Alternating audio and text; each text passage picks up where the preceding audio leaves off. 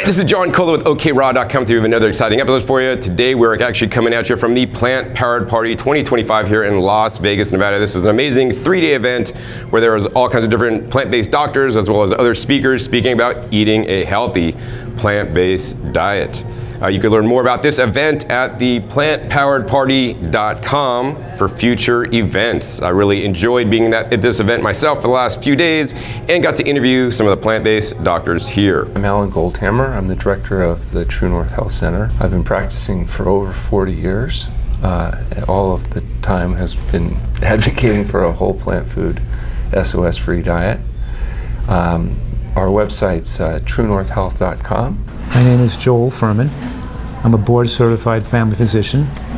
I graduated from medical school in 1988, so I've been a doctor a long time. My website is drfuhrman.com, which is drfuhrman.com. And even though I'm a family doctor, I'm president of the Nutritional Research Foundation. In this episode, they will all be answering the question, what are your honest thoughts on a raw vegan diet? So no holds barred, these doctors share what their beliefs are about a raw vegan diet. So let's find out. Well, there's no one particular food or class of foods that people have to have in order to be healthy. So you can have people eating a variety of plant foods, both raw and cooked, that could exclude, for example, beans, or could exclude grains, or some people have different sensitivities to different food factors, and you can certainly accommodate those and still be healthy.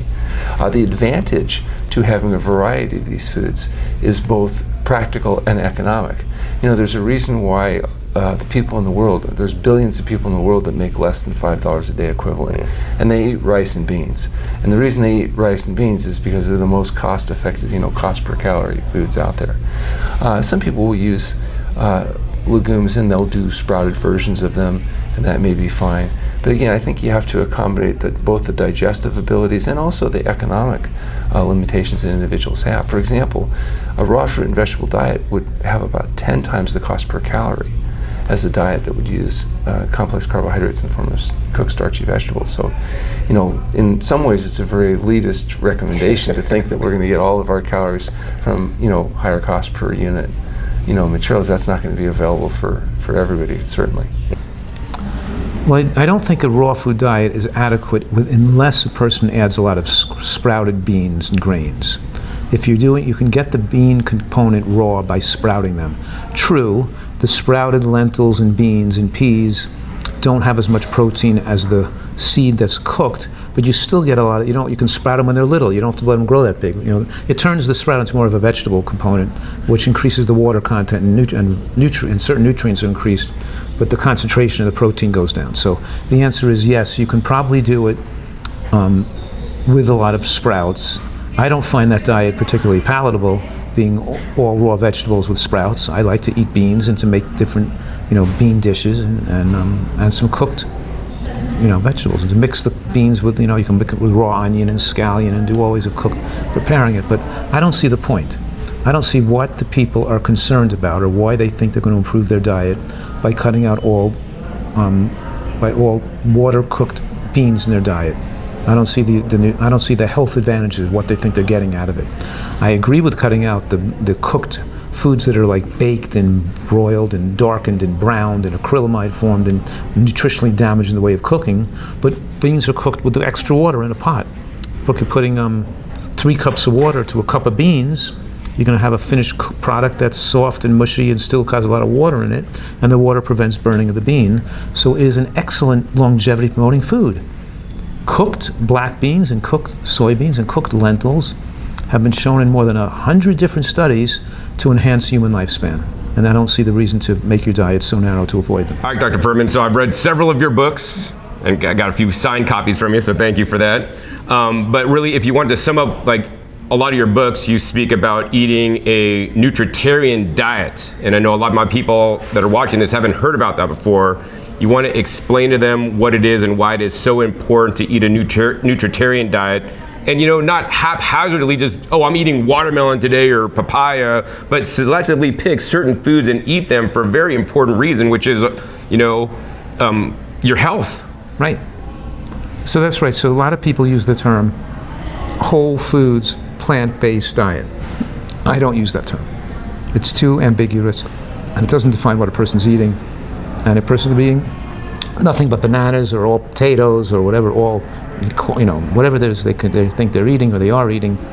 A macrobiotic diet, all rice, whatever, mostly rice, a little bit of vegetables. A nutritarian diet is more specific. It has more precision, as you mentioned, to direct people to try to eat more vegetables, to make a vegetable-based diet. And we have that acronym GBOMBS, GBOMBS, which just highlights 6 foods that I want people to eat regularly. And the reason I'm highlighting those foods, because each individual food has more than 100 studies documenting its powerful protection against cancer and promoting longevity. It stands for green, G for green vegetables, both raw and cooked. B for beans, I want people to eat beans every day. O for onions, M for mushrooms.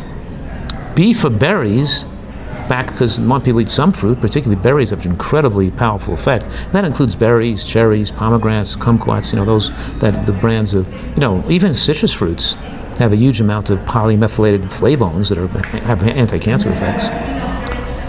So we are recommending certain fruit, but eating greens, beans, onions, mushrooms, berries, seeds, and seeds, like we mentioned, flax, chia, hemp seeds, and sesame seeds. The 3 foods with the highest amount of lignans are hemp, are flax seeds, chia seeds, and sesame seeds. And lignans are incredibly protective foods to enhance longevity as well.